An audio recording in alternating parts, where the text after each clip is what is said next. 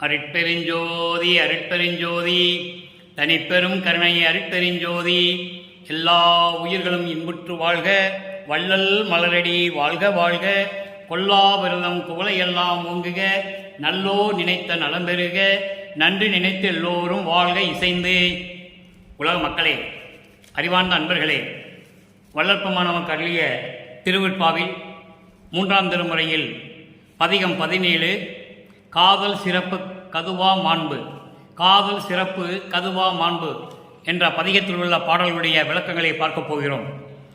இந்த பாடல்கள் காதல் சிறப்பு கதுவா மாண்பு என்ற பதிகத்திலே மொத்தம் 12 பாடல்கள் இருக்கின்றன. இந்த 12 பாடல்களிலும் எப்படி இறைவனை காதல் கொண்டு வளர்ப்பம்மான் சொல்லுகிறார் என்பதையும், அந்த மகளுடைய ஏக்கத்தை கண்டு தாய் எப்படி கூறுகிறாள் என்பதையும், சமயங்களும் மதங்களும் மார்க்கங்களும் சூழ்ந்திருந்த காலகட்டங்களில் இறைவனை எப்படியெல்லாம் வள்ளற்பெருமானவர்கள் அழைத்தார்கள் என்பதையும், அதன் பிறகு இந்த மண்ணுலக்கே வருவிக்க உற்று 9 ஆண்டுகள் கழித்து தந்தை வந்து தந்தை அருட்பெருஞ்சோதி ஆண்டவர் தன்னை ஆட்கொண்ட பிறகு இந்த சமயங்களும் மதங்களும் மார்க்கங்களும் சாராத நிலையில் அருட்பெருஞ்சோதி ஆண்டவரை எப்படி வணங்கினார் என்பதையும், அதன் பிறகு எப்படி அருளையெல்லாம் பெற்றுக்கொண்டார் என்பதையும் நாம் பார்க்க போகிறோம். அன்பர்களே, இங்கே ஒரு முக்கியமான முன்னுரையை சொல்ல நான் கடமைப்பட்டிருக்கிறேன். காரணம், வள்ளற்பெருமான் இந்த மண்ணுலக்க வருவிக்க உற்றும் போதே, அருட்பெருஞ்சோதி ஆண்டவரால் வருவிக்க செய்யும் போதே எல்லா அருளாற்றல்களையும் பெற்றுக்கொண்டுதான் வருகிறார். ஆனால் மறைப்பு நீங்காத நிலையில் சமரச சுத்த சன்மார்க்கம் என்ற ஒரு தனி மார்க்கத்தை உலக மக்களிடையே சொல்ல வேண்டும் என்பதற்காக மக்களோடு மக்களாக உலகியல் வாழ்க்கையில் சம்பந்தப்படுத்தப்பட்டு வள்ளற்பெருமான் அவர்கள் இங்கே தோன்றும் துணையாக இருந்தார். தோன்றும் துணையான காலத்திலே, தோன்றி துணையாக இருந்த காலத்திலேயே வள்ளற்பெருமான் அவர்களுக்கு மறைப்பு நீங்காத நிலையில் சமரச சுத்த சன்மார்க்கத்தை பற்றி அவருக்கு தெரியாது. அதன் பிறகு சமரச சுத்த சன்மார்க்கத்தை பெற்ற பிறகு இந்த மதங்களும் மார்க்கங்களும் சமயங்களும் தேவையில்லை என்ற நிலையில் சமரச சுத்த சன்மார்க்கம் என்ற ஒரு தனி மார்க்கத்தை உருவாக்கி இந்த உலக மக்களுக்காக திருவிற்பாவிலே நமக்கு அருளி இருக்கிறார்கள். அதை பார்த்து கொண்டிருக்கிறோம். அந்த வகையில் இன்று நாம் பார்க்க வேண்டிய முதல் பாடல் 3ஆம் திருமுறை பதிகம் 17 காதல் சிறப்பு கதுவா மாண்பு. காதல் சிறப்பு கதுவா மாண்பு என்பது, காதல் சிறப்பு கதுவா மாண்பு. கதுவா என்பது குற்றம் இல்லாத, குற்றம் இல்லாத என்பது போலி இல்லாத, போலி இல்லாத என்பது உண்மையான. காதல் சிறப்பு என்பது உண்மையான நிலையை பற்றி கூறும் பாடல்கள் தான் இந்த 12 பாடல்களும். அதான் சொல்லுகிறார், காதல் சிறப்பு கதுவா மாண்பு. கது என்றால் குற்றம், கதுவா என்றால் குற்றம் இல்லாத ஒரு சிறப்புடையது இந்த காதல் சிறப்பு. அப்படிப்பட்ட ஒரு நிலையை இறைவன் மீது எப்படியெல்லாம் காதல் கொண்டு இருக்கிறார் என்பதையும், இதை பார்த்து தாய் எப்படியெல்லாம் சொல்லுகிறார், செவிலி தாயிடம் சொல்லுகிறார் என்பதையும் நாம் பார்க்க போகிறோம். இதனுடைய மைய கருத்து என்னவென்றால், இறைவன் மீது எப்படி காதல் கொண்டுள்ளார், அதை தன் தாய் வந்து எப்படியெல்லாம் மகளுடைய நிலையை செவிலித்தாய்க்கு சொல்லுகிறார். செவிலித்தாய் என்பது வளர்ப்பு தாய். இதுக்கு நிறைய விளக்கம் இருக்கிறது. அதெல்லாம் சொல்ல வேண்டுமென்றால் நமக்கு நேரம் பத்தாது. பொதுவான கருத்து இதுதான். ஏற்கனவே நாம் பார்த்த 16வது பதிகத்திலே திரு அருள் பெருமிதம் என்ற பதிகத்திலே 10 பாடல்களை பார்த்திருக்கிறோம். நேற்று வரை பார்த்தோம்.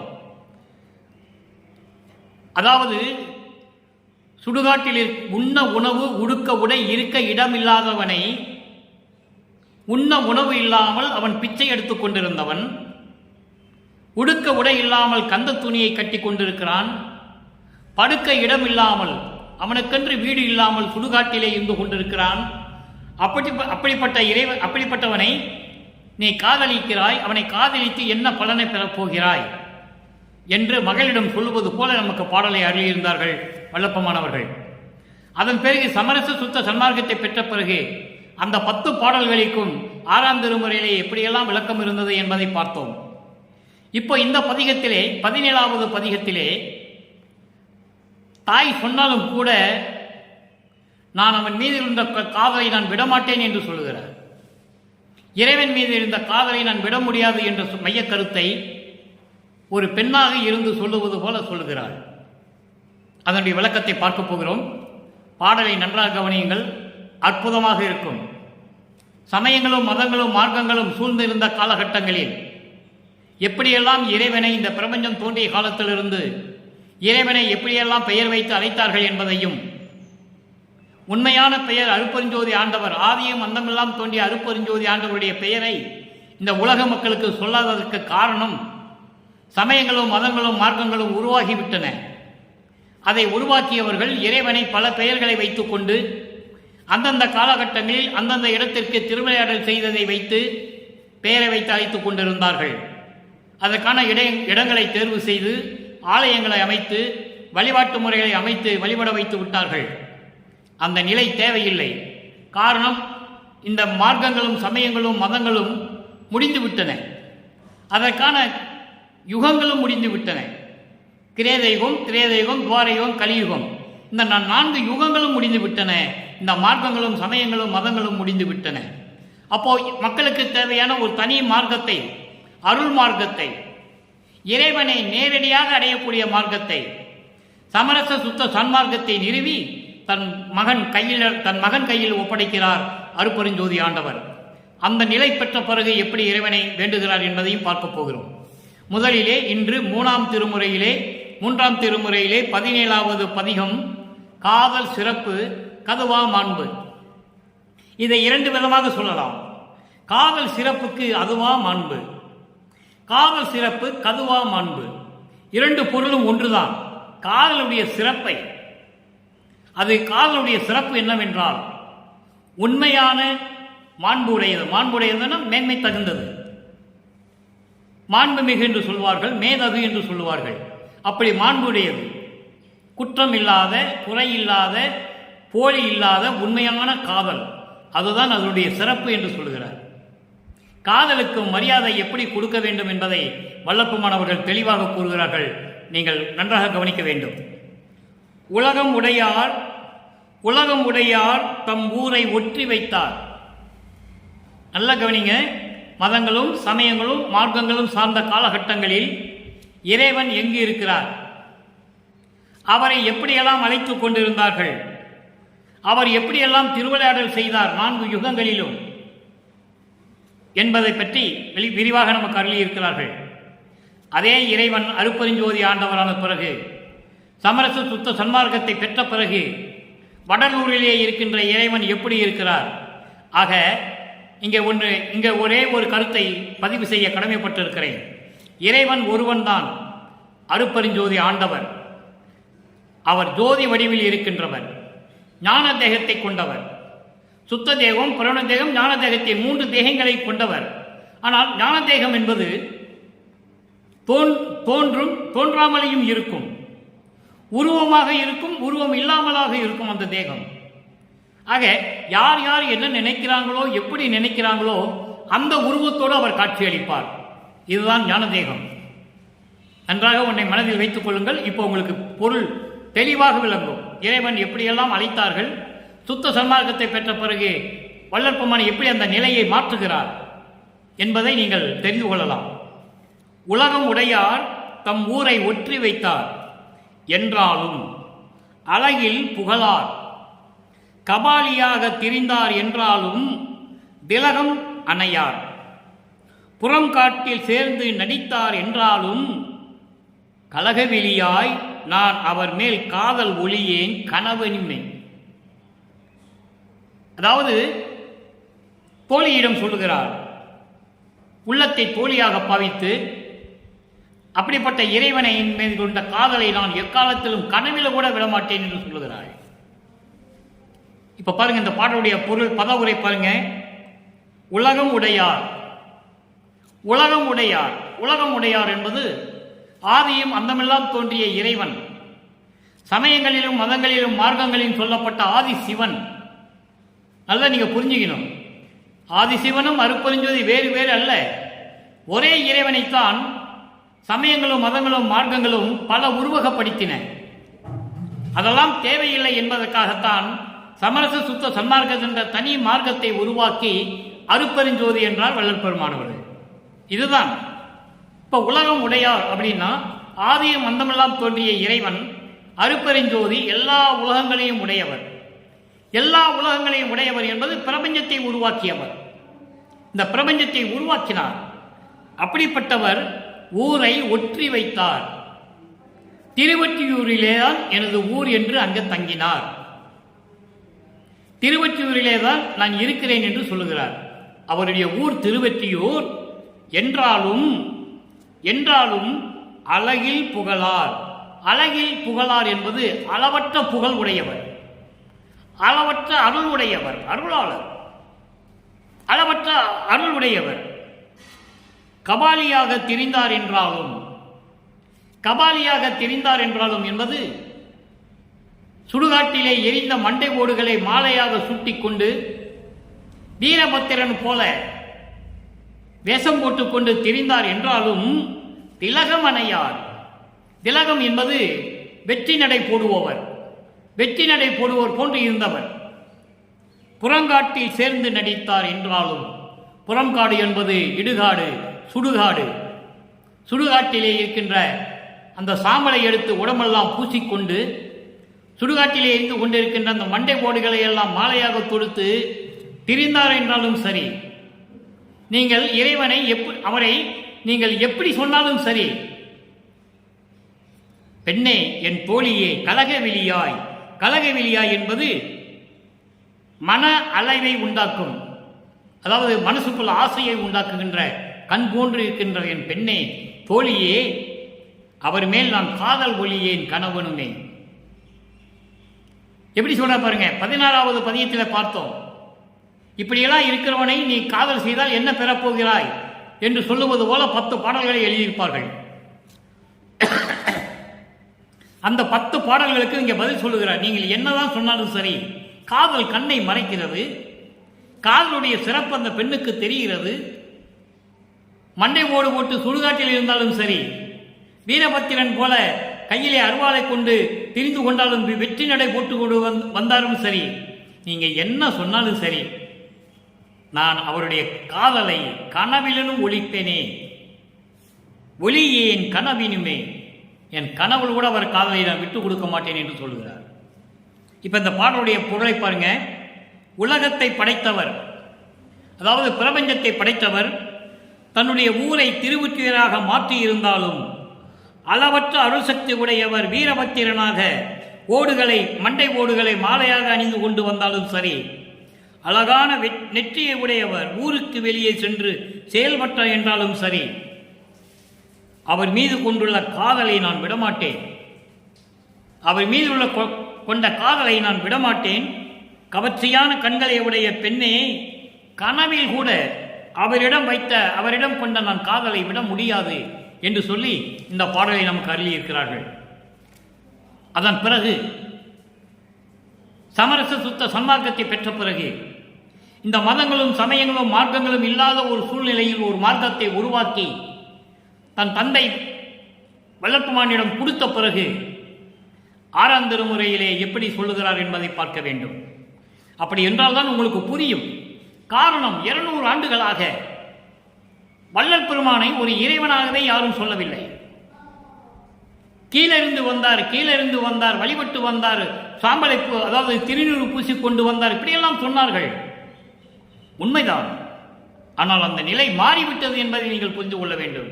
அவரே சொல்லுகிறார், நான் இருந்த நிலை இதுதான், அதில் எந்த பயனும் இல்லை, அந்த வழியில் சென்றால் இறைவனை பார்க்க முடியாது, இறைவனுடைய தயவையும் கருணையும் பெற முடியாது என்பதால் அதை விட்டுவிட்டேன் என்று சொல்லுகிறார். அப்ப நாமளும் அதை விட்டுணும். இப்ப 6ஆம் திருமுறையில் விளக்கம் சொல்றார் பாருங்க. இந்த பாடல் 1வது பாடலுக்கு 6ஆம் திருமுறையில் விளக்கம் இருக்கிறது. 79வது பதிகம் நற்றாய் செவிலிக்கு கூறல். தாயும் பொண்ணுக்கு நடந்த விஷயத்தை, விவாதத்தை ஒரு செவிலி தாய்க்கு சொல்லுகிறாள் தாய். என் பெண்ணை இப்படியெல்லாம் சொன்னேன், அவள் பதிலுக்கு இப்படியெல்லாம் சொல்லுகிறாள் என்பதை போன்று இந்த பாடலை நமக்கு அருளியிருக்கிறார்கள் நமது இறைவன் வள்ளற்பெருமானவர்கள். அவர் ஏற்கனவே எல்லா வரங்களையும் பெற்றவர். உலக மக்களுக்காக தெரிவிக்க வேண்டும் என்பதற்காகத்தான் இதையெல்லாம் நமக்கு கூறுகிறார். என்பதை நீங்கள் புரிந்து கொள்ள வேண்டும். உணர்ந்தவர் தமக்கும் உணர்வறியான். இவன்தான் கடவுள் என்ற உணர்ந்தவனுக்கு கூட இறைவனை பார்க்க முடியவில்லை, உணர முடியவில்லை. நம்மளை படைத்தவன் இறைவன் என்று அவர்களுக்கு தெரியும். அவர்கள்தான் உணர்ந்தவர்கள். பதத்தலைவர்கள் பிரம்மன், திருமால், ருத்திரன், மகேசன், சதாசிவம் போன்றவர்களும் இறைவனை உணர்ந்தவர்களும் இவன் இப்படிதான் இருப்பான் என்ற உணர்ந்தவர்களுக்கு கூட அறிய முடியவில்லை, உணர்வு அறியார். இறைவன் எப்படி இருப்பான் என்று அவருக்கு தெரியாது. அதைதான் சொல்லுகிறார்.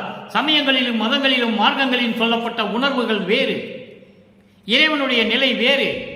ஆனால் உண்மையான நிலை என்ன? சமரச சுத்த சன்மார்க்கத்தினுடைய தலைவன் அருட்பெருஞ்சோதி. உணர்வர் தமக்கும் உணர்வறியான்.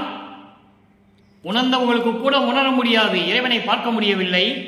என் உள்ளகத்து அமர்ந்தனன் என்றால் தாய் சொல்லுகிறாள். மகளை பற்றி அவ்வளவு கவனமாக இருந்த தாய் மகளிடம் சொல்லுகிறாள், அப்படிப்பட்ட இவனை நீ மணந்து கொண்டு என்ன செய்ய போகிறாய் என்று சொல்லும் பொழுது மகள் சொல்லுகிறார் தாயிடம், நீங்க என்ன சொன்னால் சரி, கனவுல கூட அவன் காதலை நான் விட்டுக் கொடுக்க மாட்டேன் என்று சொல்லும் பொழுது தாய் செவிலி தாய்க்கு தன் மகளை பற்றி சொல்லுகிறார், நான் இப்படியெல்லாம் மகளிட சொன்னேன், மகள் இப்படியெல்லாம் சொல்லுகிறாள் என்று சொல்லுகிறார். உள்ளகத்து அமர்ந்தனன் என்றால் யாரும் பார்க்க முடியாத இறைவன், இறைவனை உணர்ந்து பார்க்க முடியாத இறைவன் என் உள்ளத்திலே வந்து அமர்ந்து கொண்டான் என்றால் அணிந்தனன் எனக்கே அருண்மாலை. அருண்மாலை அருண்மாலை என்பது அருள்மாலை. அருள்மாலை என்பது அருள் அமுதம். தன்னை ஏற்று ஆட்கொண்டான் என்று சொல்லுகிறார்.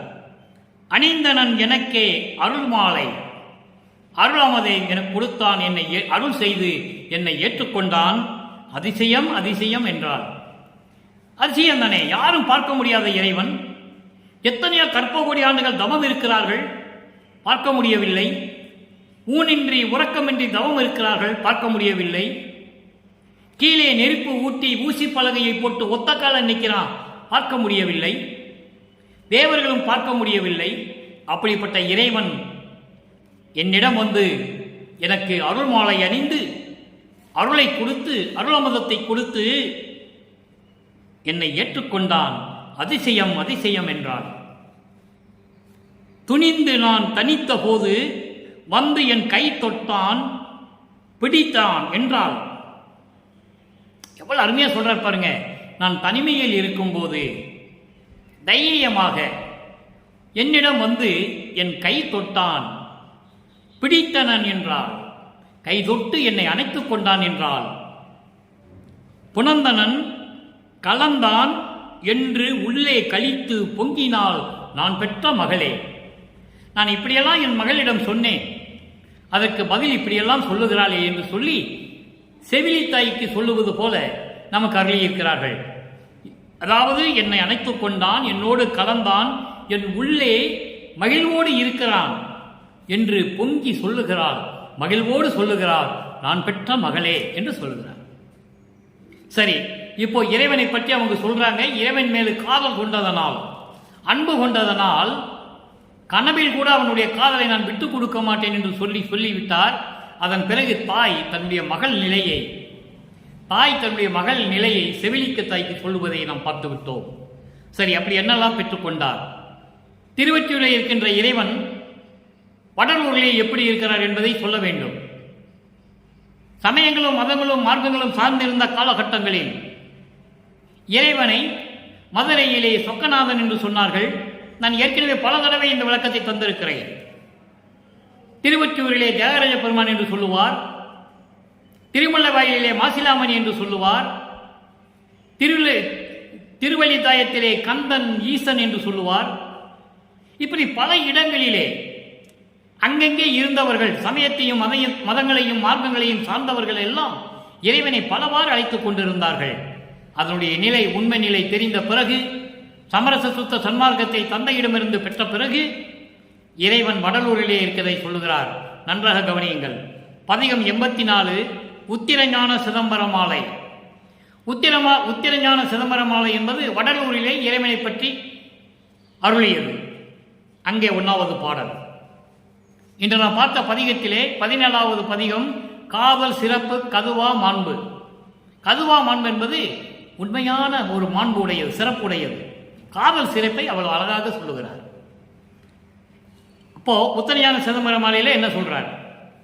அருளோங்குகின்றது, அருட்பெருஞ்சோதி அடைந்தது, அருள் ஓங்குகின்றது, அருட்பெருஞ்சோதி அடைந்தது, எந்தன் மருள் ஓங்குறாமல் தவிர்த்து நல்ல வரமளித்து பொருள் ஓங்கி நான் அருள் பூமியில் வாழ புரிந்து என்றும் தெருவோங்க ஓங்குவது உத்தரஞான சிதம்பரமே. இறைவனிடம் என்னையெல்லாம் பெற்றுக்கொண்டார் என்பதை சொல்லுகிறார். அருள் ஓங்குகின்றது, நான் அருளோடு விளங்கிக் கொண்டிருப்பது, எல்லா அருள்களையும் பெற்றுக்கொண்டு அருள் வல்லமைகளையும் பெற்றுக்கொண்டு இந்த பிரபஞ்சத்தை இயக்கிக் கொண்டிருப்பது, அருட்பெருஞ்சோதியை அடைந்தது, என்னுடைய மருள் ஓங்குறாமல், மருள் என்பது மயக்கங்கள், மாயைகள், என்னுடைய மயக்கங்களும் மாயைகளும் மேலே செல்லாமல் அவற்றை தடுத்து நிறுத்தி ஒடுக்கியது, தவிர்த்தது என்று சொல்லுகிறார். அதாவது ஒடுக்கியது. நல்ல வரம் அளித்தே, நல்ல வரம், நல்ல வரம் என்பது இறைவனுடைய அருள் வல்லமைகள் அத்தனையுமே, அதான் நல்ல வரம் என்று சொல்லுகிறார். ஏன் வரம் அளித்தே என்று சொல்லலாமே, ஏன் நல்ல வரம் அளித்து என்று சொல்லுகிறார்? இறைவனிட்ட என்னென்ன அருள் வல்லமை இருக்கோ அத்தனையுமே. ஏன்னால் அருட்பெருஞ்சோதி தான் இவர் தான் அருட்பெருஞ்சோதி, ஒன்றானவர்கள். நீயும் நானும் ஒன்றென உரைத்த நல்கும் ஜோதியை என்று சொல்லுவார். அன்றே என்னை அடியனாக்கி அதன் பின் பிள்ளையாக்கி நேயனாக்கி அருமையா சொல்லுவார். அப்போ நானும் நீயும் ஒன்றென உரைத்த நல்கும் ஜோதியை என்று சொல்லுவார். அதை தான் இங்கு சொல்லுகிறார். நல்ல வரமளித்தே பொருள் ஓங்கி, பொருள் என்பது அருள் நிதி, அருள் செல்வம், அருள் செல்வத்தோடு விளங்கி நான் அருள் பூமியில் வாழ புரிந்தது. அருள் பூமி என்பது சமரச சுத்த சன்மார்க்க காலத்தில் இருக்கின்ற இந்த பூமி. ஏற்கனவே 4 யுகங்களிலும் வேறு வேறு பூமிகள், அதெல்லாம் எல்லாம் முடிஞ்சு போச்சு. இப்ப நான் ஒளி யுகத்தில் இருக்கிறோம். கலியுகம் முடிஞ்சு, அதாவது கிரேதயுகம், திரேதயுகம், துவாரயுகம், கலியுகம் முடிஞ்சு இப்போ நம்ம ஒளி யுகத்தில் இருக்கிறோம். சமரச சுத்த சன்மார்க்க காலத்தில் இருக்கிறோம். அதான் அருள் பூமி என்று சொல்லுகிறார். நான் அருள் பூமியில் வாழ புரிந்தது, என்றும் தெருவோங்க ஓங்குவது, நான் எப்பொழுதும் எக்காலத்திலும் எவ்விடத்திலும் எல்லளவும் குறையாமல் அருள் பக்குவத்தோடு விளங்கிக் கொண்டிருப்பது உத்தரஞான சிதம்பரமே. உத்தரஞான சிதம்பரத்தில் நான் பெற்றுக்கொண்ட வரங்கள் இவ்வளவு இருக்கின்றன என்று சொல்லுகிறார். அடுத்த ஒரு பாடல் பாருங்க அன்பர்களே. இன்று நாம் பார்த்த 3ஆம் திருமுறையில் இருக்கின்ற 1வது பாடலுக்கு காதல் சிறப்புக்கு கதுவா மாண்பு என்ற நிலைக்கு வரும்போது என்னென்ன பொருள் சொல்ல வேண்டும் என்பதை தொகுத்து கூறிக்கொண்டிருக்கிறேன். இங்கே பேசப்படக்கூடிய பொருள்கள் எல்லாமே திருவிற்பாவில் கண்ட உண்மைகள், இறைவனுடைய தயவாலையும் கருணையாலும் பெற்றுக்கொண்ட விளக்கங்களை தான் நான் சொல்லிக் கொண்டிருக்கிறேன். அடுத்து 85வது பதிகம் திருவருட்பேறு, திரு அருள்பேறு, 1வது பாடல். சீர் விளங்கும் சுத்த திருமேனிதான் தரித்து, நல்லா கவனிக்கணும் நீங்க. இறைவனை எப்படி சொல்றார் பாருங்க. அங்க சொல்லும்போது வேற வேற விதமா சொல்லுவாரு. தலையில கங்கையை வச்சிருக்கிறாரு, பிறை சூடி இருக்கிறாரு, கழுத்துல பாம்பை சுத்தி இருக்கிறாரு, கையில உடுக்கையை வச்சிருப்பாரு, மானம் வச்சிருப்பாரு, பரசு என்கின்ற ஒரு ஆயுதத்தை வச்சிருப்பாரு. இப்படியெல்லாம் இறைவனை உருவப்படுத்தி 1ஆம் திருமுறையிலிருந்து 5ஆம் திருமுறை வரைக்கும் சொல்லுவார். அது மதங்களும் மார்க்கங்களும் சமயங்களும் சார்ந்த இந்த காலகட்டங்களில். அது நீங்க பிறகு எப்படி சொல்றார் பாருங்க. சீர் விளங்கும் சுத்த திருமேனி தான் தரித்து பார் விளங்க நான் படுத்த பாயலிலே தார் விளங்க வந்தாய், என்னை தூக்கி மற்றொரு சார் வைத்தனையே, என் தாய் நின் உள்ளம் அறியே. இது பாடல். இதுக்கு பொருள் பாருங்க. சீர் விளங்கும், சீர் விளங்கும் என்பது அருளோடு விளங்கிக் கொண்டிருக்கின்ற, எந்த உருவத்தையும் சொல்லல, எந்த ஆயுதத்தை வச்சிருக்கான்னு சொல்லல, பாம்பு கழுத்தில் சுத்தி கொண்டிருக்கணும்னு சொல்லல. சீர் விளங்கும் சமரச சுத்த சன்மார்க்க சங்கத்தினுடைய தலைவன் அருட்பெருஞ்சோதி ஆண்டவர் அருளோடு விளங்கி சுத்த திருமேனி தான் தரித்து, சுத்த திருமேனி, எந்த விதமான அடையாளங்கள் இல்லாமல் சுத்த தேகத்தோடு என்றும் சொல்லலாம். சுத்த திருமேனி என்பது திருநூறு அணியாமல், உத்தராட்ச கொட்டை அணியாமல், உடுக்கை இல்லாமல், பாம்பு இல்லாமல், தலையில் கங்கை இல்லாமல் சுத்தமாக அருள்மேனியோடு சுத்த தேகத்தோடு தரித்து காட்சியளித்து பார்விலங்கன்னா இந்த உலகம் பார்க்கும்படி நான் படுத்த பாயலிலே பார்விலங்க வந்தாய். இதுக்கு அர்த்தம் பாருங்க, நன்றாக கவனிக்கும் நண்பர்களே. அதாவது இவர் குழந்தையாக இருக்கும் பொழுது பாயிலே படுத்துக் கொண்டிருக்கிறார். அப்போ இறைவன் வருகிறார். அருள் தேகத்தோடு சுத்த தேகத்தோடு சுத்த திருமேனி தரித்து பக்கத்தில் வந்து இவர் பாயிலே படுத்திருக்கிறார். ஐயோ, என் மகன் பாயிலே படுத்திருக்கிறானே, தரையிலே பாய் விரித்து படுத்திருக்கிறான் என்று சொல்லி பூ மலர்களை கொண்டு வந்து தனியாக பூ படுக்கையை போட்டு தன் மகனை பாய்ப்படுக்கையிலிருந்து எடுத்து மலர் படுக்கையிலே வைக்கிறார். எவ்வளவு அற்புதம் பாருங்க. மகனுக்கு தெரியும் தந்தை வருவான் என்று. அவன் வர வேண்டும் என்பதற்காகத்தான் பாயிலே படுக்கிறார். நல்லா நீங்க கவனிக்கணும். அவர் நினைத்தால் தங்க தொட்டிலே தூங்கலாம், பவளங்களும் மாணிக்கங்களும் செய்யப்பட்ட படுக்கையிலே கூட படுக்கலாம். வளர்ப்பவன் நினைத்தால் கிடைக்கும். ஆனால் தரையிலே பாயிலே படுக்கிறார், தன் தந்தை வர வேண்டும் என்பதற்காக.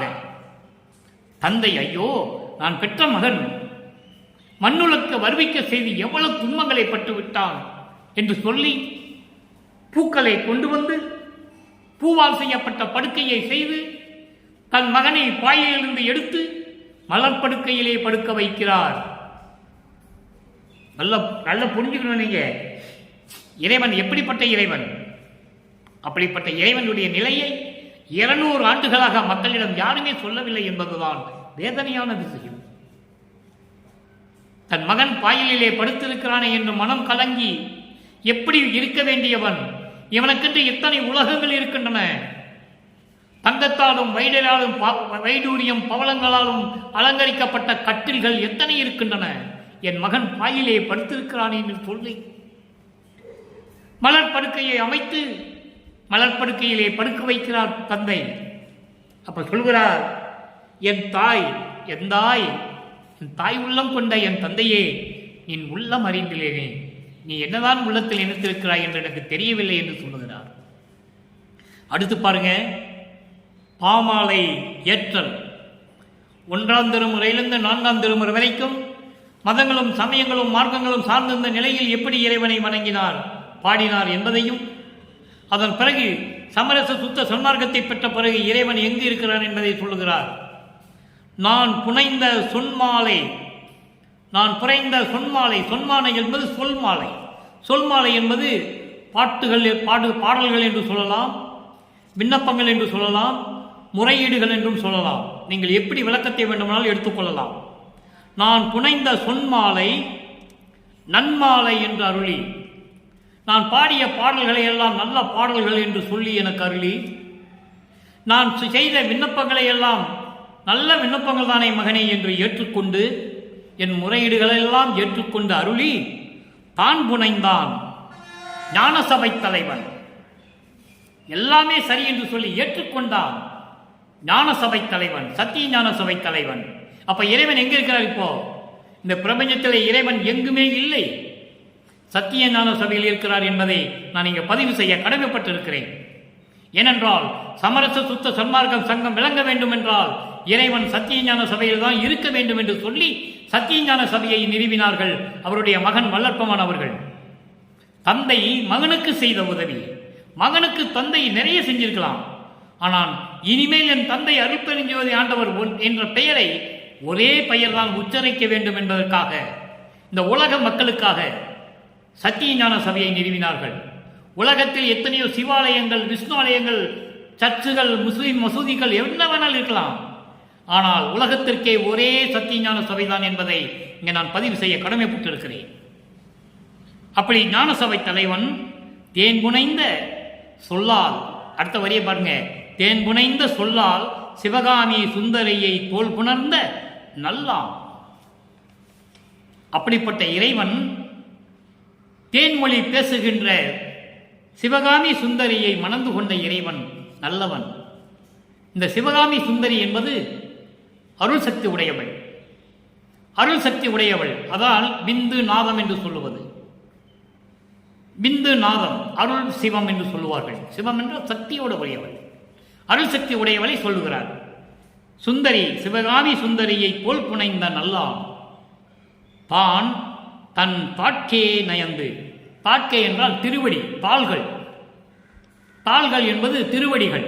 தன்னுடைய திருவடிகளை நயந்து, நயந்து என்பதை விரும்பி, தன் திருவடிகளுக்கே விரும்பி நான் சொல்லுவதையெல்லாம் ஏற்றுக்கொண்டு, திருவடிகளிலே ஏற்றுக்கொண்டு என்று பொருள்.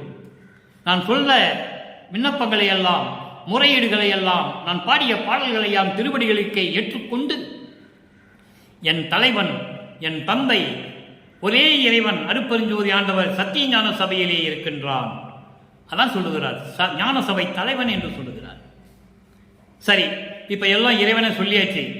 சமரச சுத்த சன்மார்க்கத்தில் ஒரே இறைவன் அருட்பெருஞ்சோதி, அவர் சத்திய ஞான சபையில் இருக்கிறார். இப்போ இறைவனிலிருந்து பெற்றதை சொல்ல வேண்டும். 90வது பதிகம் உற்றது உரைத்தல் 1வது பாடல். துனி நாள் அனைத்தும் தொலைத்து விட்டேன். துனி நாள் அனைத்தும் தொலைத்து விட்டேன். துனி நாள் என்பது நான் பட்ட துன்ப நாட்களை எல்லாம் தொலைத்து விட்டேன்.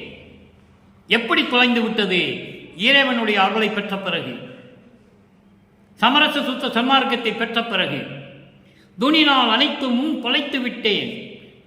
நான் இந்த மண்ணுலகே வருவிக்க உற்று, என் தந்தையினால் வருவிக்க உற்று, நான் பட்ட தொல்லைகளையும் துயரங்களையும் துன்பங்களை எல்லாம் நான் தொலைத்து விட்டேன், நீக்கிவிட்டேன்.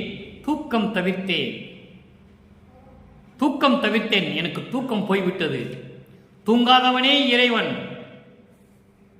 மலங்கலாம் கழிக்காதவனே இறைவன், பசி இல்லாதவன் இறைவன். இந்த மூன்றும் வள்ளல் பெருமானுக்கு கிடையாது. அதை இங்க சொல்லுகிறார், தூக்கம் தவிர்த்தேன். கனி நாள் இதுவே என்று அறிந்தேன். கனி நாள், கனினா கனி, பழம். பழம்னா சுவையா இருக்கும். சுவையா இருக்குன்னா என்ன? அது உலகியல் விளக்கம். சமரச சுத்த சன்மார்க்க விளக்கம் என்பது பேரின்பமாக இருக்கிறது என்று நான் அறிந்து கொண்டேன். இதெல்லாம் விட்ட பிறகு அதனுடைய பேரின்பத்தை நான் அறிந்தேன். இதுவே என்று அறிந்தேன். கருத்து மலர்ந்தேன், உள்ள மலர்ந்தேன். கருத்து என்பது உள்ளம். உள்ள மலர்ந்தேன், களிப்புற்றேன், மகிழ்ச்சி அடைந்தேன். தனி நாயகனே, தனி நாயகனே, கனக சபை தலைவா. எப்படி சொல்றார் பாருங்க, தனி நாயகனே. எந்த சமயத்தையும் மதங்களையும் மார்க்கங்களையும் சாராமல் தனியாக சமரச சுத்த சன்மார்க்கம் என்ற ஒரு தனி மார்க்கத்தை கொடுத்த நாயகனே, என் தனி தலைவா, கனக சபை தலைவா. கனக சபை என்பது பொற்சபை. பொற்சபையினுடைய தலைவா, ஞான சபாபதியே. ஏன்னா சபையில தான், சத்தியஞான சபையில தான் பொற்சபை சிற்சபை உண்டு. பொற்சபை தலைவன் என்று சொல்லுகிறார். ஞான சபாபதியே, சத்தியஞான சபையின் கடவுளே, இனி நான் இறையும் கலக்கமுறை. இறையும் கலக்கமுறேன் என்பது சிறிதளவு கூட, சிறிதளவு கூட நான் கலக்கமடைய மாட்டேன், இழைக்க மாட்டேன், வருத்தப்பட மாட்டேன். எனக்கு அருளே என்று சொல்கிறார். எம்மையும் என்னையும் இறையும் பிரியாது. எம்மையனும் என்னை விட்டு இறையும் பிரியாது. அம்மையும் அப்பனும் அருட்பெருஞ்சோதி என்று சொல்லுவார். இறை என்பது சிறிதளவு கூட என்னை விட்டு பிரியாமல் இருப்பது என் தாயாகவும் தந்தையாகவும் இருந்து கொண்டிருக்கின்ற எனது தந்தை அருட்பெருஞ்சோதி என்று சொல்லுவார். அதைதான் இங்கே இறையும் கலக்கமுற்றேன், கலக்கமுறை. இறையும் கலக்கமுறேன். இனிமேல் நான் கலக்கமே அடைய மாட்டேன், வருத்தப்பட மாட்டேன், எனக்கு அருளே என்று சொல்லுகிறார். இப்ப எல்லாம் பெற்ற பிறகு அதனுடைய தன்மை என்ன? அதான் கதுவா மாண்பு என்று சொல்லுகிறார். காதல் சிறப்பு என்பது இது. இறைவன் மீது காதல் கொண்டது வந்து காதல் சிறப்பு. அந்த சிறப்பை கதுவா மாண்பு என்று சொல்லுகிறார். குற்றம் இல்லாதது என்று சொல்லுகிறார். குற்றமில்லாமல் மாண்புடைய நிலையில் இருப்பது, குற்றமில்லாத தன்மையில் இருப்பது, உண்மையாக இருப்பது. அதைதான் இங்கே சொல்லுகிறார். அடிவுரா அருள் வடிவப்பேறு. அதைதான் கதுவா மாண்பு என்று சொல்லுவார். எவ்வளவு அற்புதம் பாருங்க. எங்கே 3ஆம் இருக்கிற திருமுறைக்கு இந்த பாடலுக்கு 6ஆம் திருமுறையில இணைக்கிறார் நமது இறைவன் வல்லற்பமானவர்கள். மக்கள் புரிந்து கொள்ள வேண்டும் என்பதற்காக. சிவம் கனிந்த சிற்றம்பலத்து, நல்ல கவனிங்க, அழிவுறா அருள் வடிவப்பேறு 94வது பதிகம் 1வது பாடல். சிவம் கனிந்த சிற்றம்பலத்து அருள் நடம் செய்கின்ற பெருவாழ்வே. சிவம் கனிந்த என்பது சமரச சுத்த சன்மார்க்கத்தினுடைய தலைவனே, சமரச சுத்த சன்மார்க்க சத்திய நெறிகளை கொண்ட இறைவனே, சிற்றம்பலத்து அருள் நடம் செய்கின்ற பெருவாழ்வே, சத்திய ஞான சபையிலே அருள் நடனம் செய்து கொண்டிருக்கின்ற பெருவாழ்வே, நவம் கனிந்த மேல்நிலை. நவம் கனிந்த மேல்நிலை என்பது நவநிலைகள்: விந்து, நாதம், பரவிந்து, பரநாதம், திக்கிராந்தம், அதிக்கிராந்தம், சுத்தம், அதீதம், சம்மோனம். இப்படி ஒரு 9 நிலைகள் இருக்கின்றன. அதனுடைய விளக்கங்கள் தனித்தனியாக இருக்கிறது. அதை சொல்ல வேண்டும் என்றால் நமக்கு நேரம் பற்றவில்லை. அன்பர்களே, இன்னொரு முறை நான் அதை விளக்கமாக சொல்லுகிறேன். நவம் கனிந்த மேல்நிலை, நவநிலைகளை கடந்த மேல்நிலை. நவநிலைகளை கடந்த மேல்நிலை தான் சிவநிலை. சிவநிலை தான் 16வது நிலை. அதுதான் கடவுள் நிலை அறிந்து அம்மையமான நிலை. அதுதான் ஞானத்தில் ஞானம். ஞான சரியில் தான் சமரச சுத்த சன்மார்க்கம் தொடங்குகிறது. அதுக்கு முன்னால் இருந்த சரியை, கிரியை, யோகம், முன்னாங்க 12 நிலைகள் எல்லாம் மதங்களையும் மார்க்கங்களையும் சமயங்களையும் சார்ந்தது. அதெல்லாம் தேவையில்லை என்பதற்காகத்தான் 13வது நிலை திரையோதச நிலையிலிருந்து வருகிறார் சமரச சுத்த சன்மார்க்கத்தை தொடங்கி. அப்படிப்பட்ட மேல்நிலையில் நடுவிளங்கிய நண்பனே, அடியேன் தன் தவம் கனிந்தது, என்னுடைய தவம் பலித்தது. தவம் என்றால் ஏற்கனவே நான் பல புரை விளக்கம் கொடுத்திருக்கிறேன். மலைக்கடியில கடலுக்கடியில் போய் மண்ணு புத்து வளர்ற மண் உட்கார்ந்து தவம் இருக்குது, அது தவம் அல்ல. எந்நேரமும் சிறிதளவு கூட சிவனிந்தனிலிருந்து, அதாவது அருப்பெருஞ்சோதி ஆண்டவர் நிலையை நினைத்து கொண்டே இருப்பது, அதான் தவம். அந்த தவத்திலே என்னுடைய தவம் பலித்தது. ஓர் விண்ணப்பம் திருசெவி தரித்து அருள் புரிந்தாயே. அப்படிப்பட்டவனுடைய விண்ணப்பத்தை எல்லாம் இந்த காதுகளிலே கேட்டு, செவியிலே கேட்டு எனக்கு அருள் புரிந்தாயே. பவம் கனிந்த இவ்வடிவே அழிவுறா பதிவடிவம் ஆரம் ஆரே. அழிவுறா பதிவடிவம் ஆரே. இது பாடல். இந்த கடைசி வரி பாருங்க. பவம் கனிந்த என்பது பிறவி துன்பத்தை நீக்கிய, பாவப்பட்ட இந்த பிறவியை நீக்கிய, அழிய போகிற இந்த உடம்பை, இப்படி 3 விதங்களிலே நீங்கள் பொருள் கொள்ளலாம். அப்படிப்பட்ட இந்த உடம்பை, இந்த வடிவத்தை, இந்த தேகத்தை அழிவுறா பதிவடிவம் ஆரே, அழியாமல் இருக்கின்ற பொழுது கடவுள் தேகத்தை பதிவடிவம் என்றால் கடவுள் வடிவம், கடவுள் வடிவம் என்றால் ஞான தேகம். ஞான தேகம் என்றால் நினைத்த இடத்தில் இருக்கலாம், நினைத்த உருவத்தில் இருக்கலாம், நினைத்த மாத்திரத்தில் எங்க வேணாலும் அண்டங்களுக்கு செல்லலாம். அவன்தான் ஞான தேகத்தை பெற்றவன். அந்த நிலையில் இருக்கின்றவர் வள்ளல் பெருமான் தன் தந்தையிடம் அந்த தேகத்தை எல்லாம் பெற்றுக்கொண்டார். காரணம், தந்தை இவரோடு 2 கலந்து கொண்டார். எல்லாமே இறைவனாகிவிட்டார். அப்படிப்பட்ட உடம்பை அழிவுறா பதிவடிவம் ஆரே, உன்னுடைய தேகத்தை எனக்கு கொடுத்து விட்டாயே. மரணமில்லா பெருவாழ்வையும் கொடுத்து அழிவுறாத இந்த தேகத்தையும் பண்ணி கடவுள் தேகத்தை, உன்னுடைய தேகத்தை, ஞான தேகத்தை எனக்கு கொடுத்து விட்டாயே என்று சொல்லுகிறார். எனவே அன்பர்களே, இன்று நாம் பார்த்த 3ஆம் திருமகனுடைய காதல் சிறப்பு, கதுவா மாண்பு. காதல் சிறப்பு அவ்வளவு பெரிய மாண்பு உடையது, குற்றம் இல்லாதது, உண்மையானது என்பதை ஒரு பதிகத்தை நிறுவி அதில் நமக்கு 12 பாடல்களை அருளியிருக்கிறார்கள். ஒவ்வொரு பாடலும் ஒவ்வொரு விதமாக அற்புதமாக இருக்கும். எப்படியெல்லாம் இந்த மதங்களும் சமயங்களும் மார்க்கங்களும் இறைவனை சொல்லிக் கொண்டிருந்தன, அதை எப்படி மாற்றினார் என்பதையெல்லாம் நாம் பார்த்து கொண்டிருக்கிறோம். ஆக இன்று பார்த்த நம்ம 1வது பாடலுக்கு 6ஆம் திருமுறையில் இருக்கின்ற சமரச சுத்த சன்மார்க்கத்தை பெற்ற பிறகு அத்தனை விளக்கத்தையும் நாம் பார்த்து விட்டோம். எனவே அன்பர்களே, அப்படிப்பட்ட இறைவன், நமது இறைவன் வல்லப்பமானவர்கள். அவரை இறைநிலையிலிருந்து பார்க்க வேண்டும். அவரும் அருப்பெருஞ்சோதியும் ஒன்றுதான். அதனால்தான் மகாமந்திரத்தை சொல்ல சொன்னார். அருப்பெருஞ்சோதி அருப்பெருஞ்சோதி தனிப்பெருங்கருணை அருப்பெருஞ்சோதி.